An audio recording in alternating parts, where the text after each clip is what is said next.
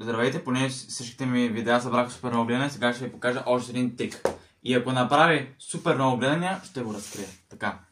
Нормално тесте. Над колко? Над 1000 гледания, ако направи. Разбъркани карти. Взимаме една, да кажем тази. Ето, запомнете. Полз пътия в случая. Сега, тази полз пътия. Гледайте много внимателно. И я слагам някъде в средата на тестето, както виждате. Някъде в средата отива. Може да видите. Ето. Някъде в средата отива. И сега, това, което трябва да направя е, штракам с пръсти просто. И вижте какво става. Изкажеш една отгоре. Тази беше. Точно така. И сега гледайте.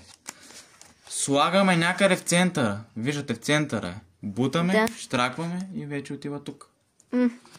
И сега, вижте какво ще стане. Ето е картата, нали? Слагаме една отгоре. Цепя, заривам, штраквам и изкачам отгоре. И за финал, да завършим.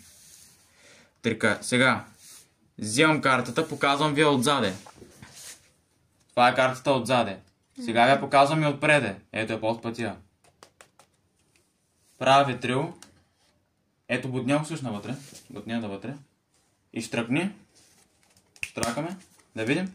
Картата изчезна. Няма я. Картата няма никъде. А всъщност вижте къде отиде. Зад мене. Това беше тръка. За разкритие, абонирайте се.